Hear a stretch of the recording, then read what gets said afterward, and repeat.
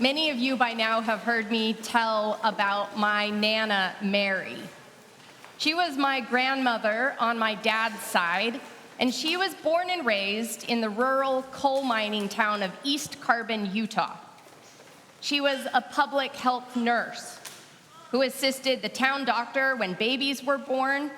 She ran the vaccine clinic at the local elementary school, and she delivered meals and checked in on the shut-ins and the elderly. And she knew everyone in town. The first thing that I always wanted to do after the 2.5-hour car ride to her small house, the house where my dad and his brother and sister were raised, was to sit on the couch in her living room and look through the family photo album. She kept it safely tucked away in the cabinet in her coffee table. I loved to see the black and white photos of my dad as a little boy, and the sepia-toned photos of my mom and my dad on their wedding day, and the photo of me at 4 weeks old in my baptism gown being held by my father in the church where he was raised and where my grandpa became the priest after he retired from the coal mine.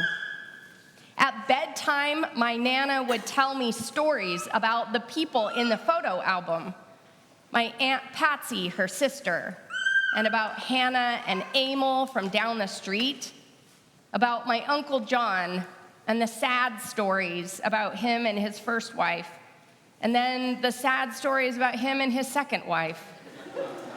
So it goes with families. And now my favorite stories to tell are the stories about my Nana. Through these stories, I came to know myself. I came to see myself in this family as someone who belonged to something that existed a long time before I was born, a people and a place where I came from. When Paul writes to the church in Ephesus, he calls this our inheritance. Those things that are handed down to us from previous generations. The most important inheritance is not land or money or fine china or drawers of silverware. And we don't receive it because of the family that we're born into, but because of the family we are baptized into. It is an inheritance of faith. And it is what we celebrate here on this feast of All Saints, and especially on a baptism day when we will welcome new members into this family of saints. Our inheritance with these saints is our belonging in the household of God. It is passed down to us story by story through the faith of those who came before us. When the church was new, when men and women, little kids and old folks met in homes to pray together, to break bread with each other, and to keep the memory of Christ alive, there were no saints etched into stained glass windows. We did not have books about holy people who did amazing things. Instead, we had stories about brave women who refused to deny their love for Jesus, and compassionate men who gave up money and status in order to care for the poor and the suffering.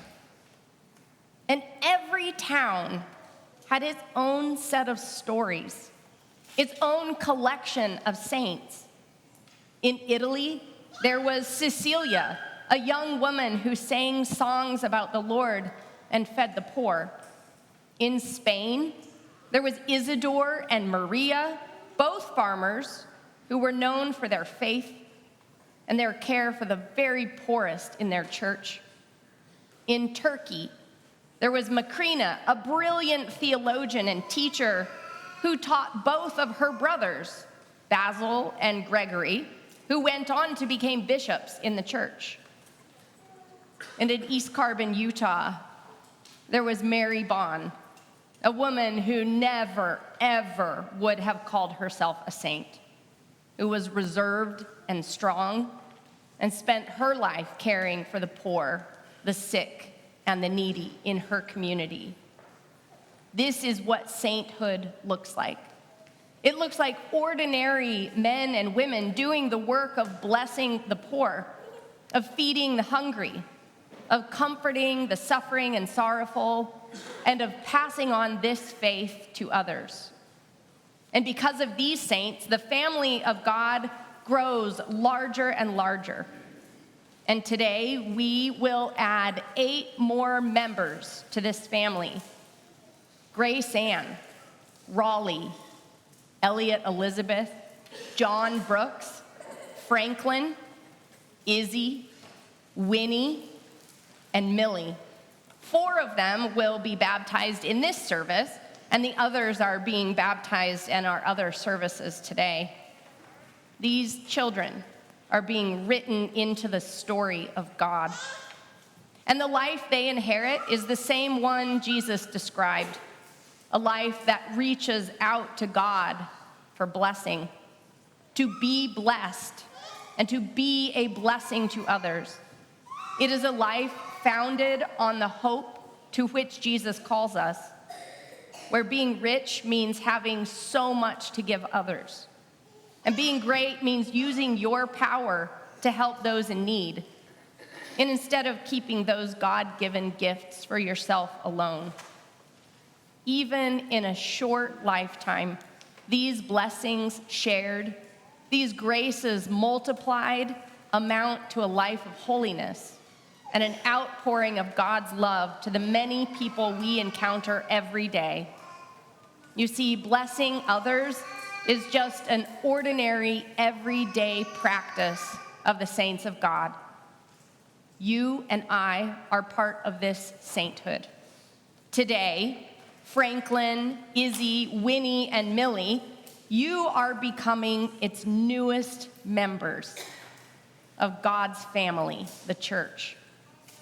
Now the photo album on God's coffee table has your pictures in it. As our family's newest members, you have a rich and glorious inheritance among the saints to share God's blessings, to do good for others, and to tell the story of Jesus Christ and the saints who came before you. Amen.